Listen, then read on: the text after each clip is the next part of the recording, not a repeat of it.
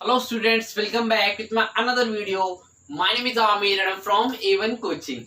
तो students, last video में हम लोग इकोनॉमिक्स में अपना सेकेंड चैप्टर कर रहे थे, बेसिक कॉन्सेप्ट्स ऑफ इकोनॉमिक्स। तो फर्स्ट चैप्टर हो चुका था और 50% ऑलरेडी चैप्टर कंप्लीट हो चुका है। कुछ टॉपिक बचे हैं जो कि मुझे कंप्लीट कराने हैं। ये आपका सेकेंड लास्ट पार्ट है इस वीडियो इस चैप्टर का। उसके बाद एक पार्ट और आएगा जो कि कल अपलोड हो जाएगा और आपका ये चैप्टर कंप्लीट हो जाएगा। ठीक है, थोड़े से कॉन्सेप्ट वाला चैप्टर था क्योंकि पूरी इकोनॉमिक्स में जितने भी टर्म्स आते हैं वो इस चैप्टर में दे रखा है, तो थोड़ा इसमें टाइम लगा। और बट अब जो आगे के चैप्टर्स आएंगे वो आपके बहुत ही स्पीड में कंप्लीट हो जाएंगे। ठीक है, तो चलो आगे देखते हैं और आगे हम देखते हैं कि आज हमें कौन कौन से टर्म्स देखने हैं। ठीक है, तो अब नेक्स्ट टर्म है हमारा प्राइस।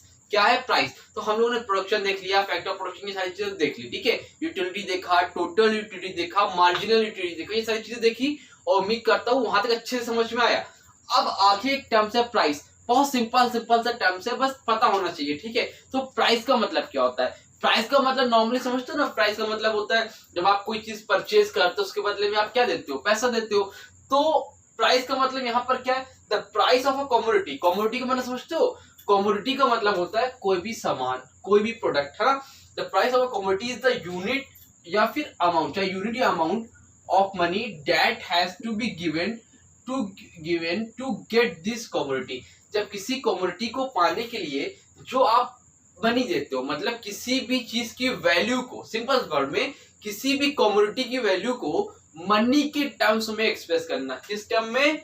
मनी के टर्म में, मॉनेटरी टर्म में एक्सप्रेस करना किसी भी कमोडिटी या किसी भी कमोडिटी या फिर सर्विस, किसी भी गुड्स या फिर किसी भी सर्विसेज की वैल्यू को मॉनेटरी टर्म्स में करना, उसको हम लोग क्या बोलते हैं?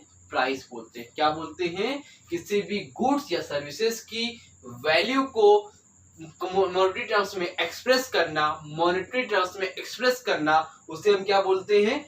प्राइस बोलते हैं। ठीक, तो ये लिखा है the price of a commodity, कोई भी कमोडिटी हो, है ना, या फिर गुड्स हो, इज द यूनिट और amount of money that has to given to get this commodity. जो अमाउंट ऑफ मनी जो देना पड़ता है हमें उस कमोडिटी देने के लिए, उसको हम लोग क्या बोलते हैं? प्राइस बोलते हैं। ऐसे एग्जांपल क्या है? When we say that the price of shirt is ₹1000। जब कोई प्राइस है शर्ट का 1000 है, it means that we have to give ₹1000 to get this shirt. मतलब अगर किसी शर्ट का प्राइस 1000 रुपीज है तो उस शर्ट को पाने के लिए हमें कितने रुपए देने पड़ेंगे? 1000 रुपीज। तो उस शर्ट को पाने के लिए हमें 1000 रुपीज देने पड़ रहे हैं ना, तो उस शर्ट की वैल्यू कितनी है मॉनेटरी टर्म्स में? उस शर्ट की वैल्यू है, उसको अगर हम लोग एक्सप्रेस करें मॉनेटरी टर्म्स में, पैसों के टर्म में, तो वो कितनी है? 1000 रुपीज है। जस्ट सपोज ये आपका एक मार्कर है। क्या है? ये एक मार्कर है। ठीक है, अब इस मार्कर की वैल्यू कैसे मालूम चलेगी? तो इसको अगर मैं मॉनेटरी टर्म्स में एक्सप्रेस कर दूं, भाई 25 रुपीज का ये मार्कर है, तो इसको हम लोग क्या बोलेंगे? प्राइस बोलेंगे। क्या बोलेंगे? इसका प्राइस बोलेंगे। जब किसी भी गुड्स या सर्विसेज को मॉनेटरी टर्म्स में एक्सप्रेस किया जाता है उसे हम क्या बोलते हैं? प्राइस बोलते हैं। क्लियर है? समझ में आ गया? चलो आगे देखते हैं। नेक्स्ट टर्म है हमारा वैल्यू। क्या है? Value the word value use in two senses. जो वैल्यू का वर्ड है उसको टू सेंसेस में यूज किया जाता है। एक है वैल्यू इन यूज और दूसरा है वैल्यू इन एक्सचेंज। क्या है? Value in use and the second is value in exchange. तो वैल्यू इन यूज का मतलब क्या है? देखो, वैल्यू इन यूज का मतलब समझो सॉरी, कोई भी चीज, ऐसी चीज जो हम यूज करते हैं किसी भी सामान को बनाने में या नॉर्मली कंजप्शन करने में, अगर उसकी वैल्यू है, उसको हमारे लिए यूजफुल है तो उसकी वैल्यू है। अगर कोई भी चीज ऐसी है जिसका हमें कोई यूज ही नहीं है तो उसकी कोई वैल्यू नहीं है ना। तो value in use it express the utility. ये क्या करता है? यूटिलिटी को एक्सप्रेस करता है। किस? Derive from the consumption of a particular commodity. अगर आपने कोई भी कमोडिटी क्या करी? कंज्यूम करी। कंज्यूम समझते हो? मतलब आपने कोई भी चीज सामान खाया, है ना, गोलगप्पे खाए, अगर उससे आपको यूटिलिटी मिल रही है तो उसकी वैल्यू है, अगर नहीं मिल रही है दैट मींस वैल्यू नहीं है ना। तो ये क्या करता है? एक्सप्रेस करता है the utility drive from the consumption of a particular commodity. अगर आपको किसी भी कमोडिटी को कंज्यूम करने से सेटिस्फैक्शन मिलता है, यूटिलिटी मिलती है, दैट मींस उसकी वैल्यू है। जैसे ये मार्कर है, इसको यूज करने से अगर मुझे सेटिस्फेक्शन मिल रहा है, मुझे यूटिलिटी मिल रही है, दैट मींस उसकी वैल्यू है। तो यूज में है तो कोई चीज की वैल्यू है। समझ में आ रही बात। नंबर 2, वैल्यू को हम लोग एक्सचेंज के टर्म में भी देख सकते हैं। Value in exchange. Value exchange का मतलब क्या है भाई? देखो जैसे पुराने समय में बार्टर सिस्टम चलता था। बार्टर सिस्टम समझते हो कि 1 किलो चावल देके बदले में हमें गेहूं मिल जाए, चावल के बदले में गेहूं, चीनी के बदले में टमाटर, ये सारी चीजें होती थी ना। तो वैल्यू इन एक्सचेंज, तो किसी भी कमोडिटी की वैल्यू कितनी है। जैसे सपोज मान लो मेरे पास एक मार्कर है। क्या है मेरे पास? एक मार्कर है। अब इस मार्कर के बदले मुझे 5 पेन मिल रहे हैं। कितने मिल रहे हैं पेन? 5 पेन मिल रहे हैं। तो एक मार्कर की वैल्यू 5 पेन के बराबर है। समझ में आ रही बात? एक मार्कर की वैल्यू 5 पेन के बराबर है। तो वैल्यू एक्सचेंज, जब किसी चीज को एक्सचेंज करते हैं तो उससे उसकी वैल्यू मालूम चलती है। समझ में आ रही बात? तो वही लिखा हुआ है, it is the rate at which a particular good और सर्विस, है ना। ये एक रेट है पर्टिकुलर गुड्स और सर्विस, चाहे गुड्स हो चाहे सर्विस हो, can be exchange for other goods and services, जिसको हम लोग किसी और अदर गुड्स या सर्विसेज के बदले में एक्सचेंज कर सकते हैं। जैसे एग्जांपल क्या है? If 1 kg of sugar can be exchange for 2 kg of wheat, मतलब 1 किलो चीनी को, 1 kg शुगर को हम लोग एक्सचेंज कर सकते हैं 2 kg वेट के लिए। तो हम लोग क्या बोलेंगे? Then the value of 1 kg of sugar, मतलब 1 किलो शुगर की जो वैल्यू है will be 2 kg of wheat. 1 kilo जो शुगर है आपकी 1 kg, वो 2 kg वेट के बराबर होगी, वीट के बराबर होगी। समझ में आ रही बात? इसी को हम लोग क्या बोलते हैं? Value in exchange. समझ में आया? कोई डाउट नहीं है? चलो कोई डाउट हो तो कमेंट सेक्शन पे पूछ लेना, ठीक। Number 3, consumption. कंजम्पशन क्या होता है? कंजम्पशन कहते हैं सिंपल वर्ड, कंज्यूमर समझते हो कि नहीं समझते हो? कंज्यूमर का मतलब कोई भी पर्सन जो किसी भी चीज को कंज्यूम करता है वो क्या होता है? कंज्यूमर, है ना। जैसे मार्केट को मैं यूज कर रहा हूँ तो मैं कौन हूँ? कंज्यूमर। समझ में आ रही बात? तो कंज्यूमर जब किसी भी गुड्स या किसी भी सर्विसेज को कंज्यूम करता है, ये मान लो एक कंज्यूमर है। कौन है ये? एक हमारा मिस्टर ए। मिस्टर ए क्या है? ये कंज्यूमर है। अब अगर ये किसी भी गुड्स या फिर सर्विसेज को, गुड्स खाने पीने की चीज, पहनने की चीज, कुछ भी गुड्स या सर्विसेज, पढ़ाई लिखाई, डॉक्टर वगैरह, कुछ बीमार हो गया, कोई भी गुड्स या सर्विसेज को अगर ये कंज्यूमर क्या करता है? कंज्यूम करता है। किस लिए? अपनी वांट्स को सेटिस्फाई करने के लिए। भाई आप पढ़ रहे हो, क्यों पढ़ रहे हो? अपनी वांट्स सेटिस्फाई करने की, क्योंकि आपको पढ़ाई करनी है ना। समझ में आ रही बात? ये कुछ खा रहा है, क्यों खा रहा है? क्योंकि उसको भूख लगी है, अपनी वांट्स को सेटिस्फाई करने के लिए। जब कोई भी कंज्यूमर किसी भी गुड्स या सर्विसेज को कंज्यूम करता है अपनी वांट्स को सेटिस्फाई करने के लिए, उसको हम लोग क्या बोलते हैं? कंजम्पशन। क्या बोलते हैं उसको? हम लोग कंजम्पशन बोलते हैं। तो consumption is the direct use of goods and services. Consumption क्या है? डायरेक्ट यूज ऑफ गुड्स और सर्विसेज है इन सेटिस्फाइंग ह्यूमन वांट, जो कि इंसान की वांट्स को सेटिस्फाई करता है। समझ में आया?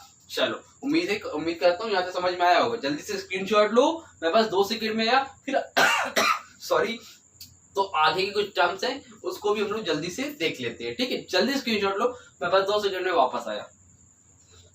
हाँ तो स्टूडेंट चलिए आगे बढ़ते हैं और देखते हैं कि हमारा नेक्स्ट टर्म्स क्या है, ठीक है। तो नेक्स्ट टर्म है बच्चों हमारा इन्फ्लेशन। इन्फ्लेशन का मतलब क्या होता है? अगर नॉर्मल देखूं तो इन्फ्लेशन का मतलब होता है महंगाई। क्या होता है? महंगाई। समझ में आ रही बात? तो जब कभी भी किसी भी प्रोडक्ट का, किसी भी कमोडिटी का या फिर किसी भी सर्विस का, कोई भी गुड्स हो या कोई भी सर्विस हो, अगर उसका प्राइस कंटिन्यूअसली बेसिस पे बढ़ता ही जा रहा है। जैसे सपोज मान लो ये मार्कर है, पहले 10 का था, 12 का हुआ, 14, 15, 18, 20, 25, 30 रुपए नाम ही नहीं ले रहा है। जैसे पेट्रोल था 60, 65, 68, 70, 75, 80, 100 का पहुंच गया, अभी हो सकता है 150 का पहुंच जाए। हालांकि अभी स्टे है, बट जब कंटिन्यूअसली प्राइस बढ़ता ही जा रहा है और है ना, तो उसको हम लोग क्या बोलते हैं? इन्फ्लेशन बोलते हैं। क्या बोलते हैं उसको हम लोग? इन्फ्लेशन। अच्छा, इन्फ्लेशन का मतलब ये नहीं है कि खाली पेट्रोल का प्राइस बढ़ रहा तो ये इन्फ्लेशन हो गया, नहीं। जब मैक्सिमम प्रोडक्ट में, हर चीज में, चाहे वो वेजिटेबल्स हो, चाहे वो फ्रूट्स हो, चाहे वो क्लोथ्स हो, है ना, कोई भी चीज, खाने की चीज, पहनने की चीज, पीने की चीज, ऐसे कोई भी चीज है, मैक्सिमम प्रोडक्ट में जब प्राइस बढ़ता जाता है उसको हम लोग क्या बोलते हैं? ऐसी सिचुएशन को हम लोग क्या बोलते हैं? इन्फ्लेशन बोलते हैं। समझ में? बस ये नहीं कि कल को मार्केट का रेट जो है 25 से 30 रुपए हो गया, ठीक है, या फिर आलू 10 रुपए किलो था 20 रुपए किलो हो गया, आपको अरे बड़ी महंगाई हो गई, इन्फ्लेशन आ गया। नहीं, ये इन्फ्लेशन नहीं है। इन्फ्लेशन क्या है? जब हर चीज में, है ना, कोई मैक्सिमम प्रोडक्ट्स में महंगाई बढ़ती जा रही है, ऐसी सिचुएशन बन चुकी है, भाई हर आदमी बोल रहा है कि हाँ इन्फ्लेशन आ गया है, महंगाई बढ़ गई है, तो ऐसी सिचुएशन को हम लोग क्या बोलते हैं, इन्फ्लेशन बोलते हैं। समझ में आ रही बात? देखो एक एग्जांपल देता हूँ, समझ में आएगा। यहाँ पर लिख लो एक